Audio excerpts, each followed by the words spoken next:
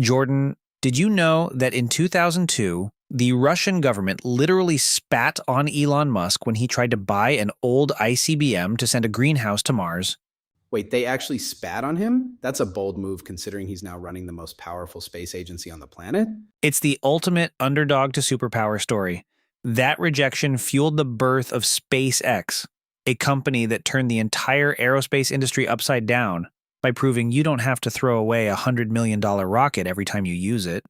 So we're talking about the company that lands rockets on robot ships in the middle of the ocean. Let's dig into how they actually pulled that off. Before SpaceX, space was the playground of giants like Boeing and Lockheed Martin, funded by massive government contracts. It was slow, expensive, and nobody was innovating because there was no competition. And Musk just decides he's the guy to change that? What was he even doing in the space world to begin with? He had just cashed out of PayPal with about $100 million. He wanted to do something that ensured humanity's survival, and his big idea was Mars Oasis, dropping a tiny greenhouse on the red planet to get people excited about space again.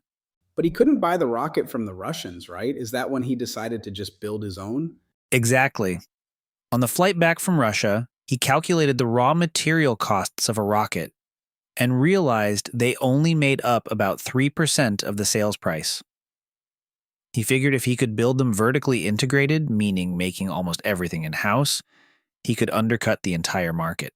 So he found Space Exploration Technologies Corp in El Segundo. Who were the people actually turning the wrenches while he was doing the math? He recruited guys like Tom Muller, a literal rocket scientist who was building engines in his garage. They set up shop in a warehouse with a few dozen people and started working on the Falcon 1, named after the Millennium Falcon. It sounds very scrappy startup, but space is a lot harder than building an app. I bet the early days were a mess. It was a total nightmare. SpaceX spent 6 years trying to get a single rocket into orbit, and they failed 3 times in a row. They were literally days away from bankruptcy. 3 failures? At that point, the investors have to be sprinting for the exits. How do you recover from a rocket exploding on live TV 3 times? Musk put his last $40 million into the 4th flight. If Falcon 1 didn't reach orbit on that attempt in 2008, SpaceX was dead. But the 4th flight was perfect. It became the first privately funded liquid-fueled rocket to reach orbit. That's the turning point. Once they proved they could get there, NASA actually started paying attention, right? NASA handed them a $1.6 billion contract to resupply the International Space Station. That moved them from a maybe to a major player. But then they did something even crazier. They decided to stop throwing the rockets away. Right, the landing. Every other rocket in history just burned up in the atmosphere or fell into the ocean like trash. Why did SpaceX think they could land them upright?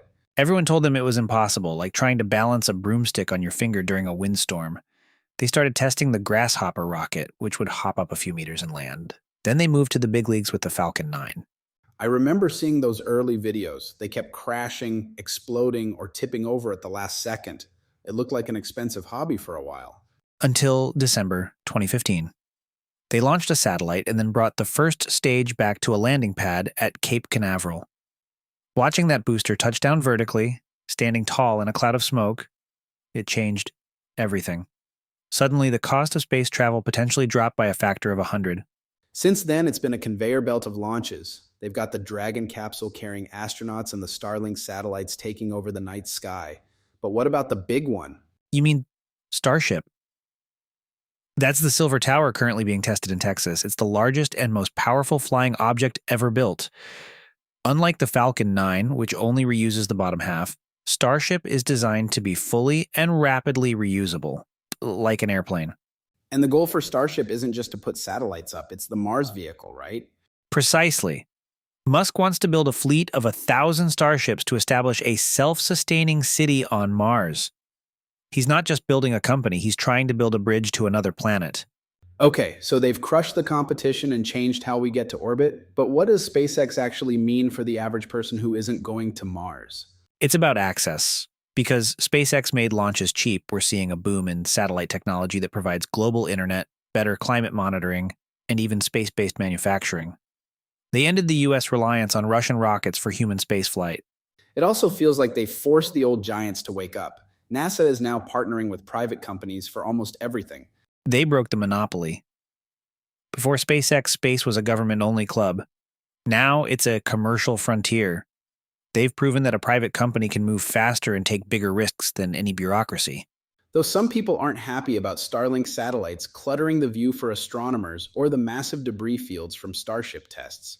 It's a classic tech disruption. They move fast and break things, sometimes literally. But without that aggression, we'd still be using 1970s technology to get to the moon. It's a lot to take in. If I'm looking at the night sky and see a string of Lynx satellites or a Falcon launch, what's the one thing I should remember about SpaceX? Remember that SpaceX transformed the rocket from a single-use piece of trash into a reusable vehicle, making the stars finally affordable for humanity. That's a hell of a mission statement. Thanks for breaking it down, Alex. That's Wikipodia. Every story on demand. Search your next topic at wikipodia.ai.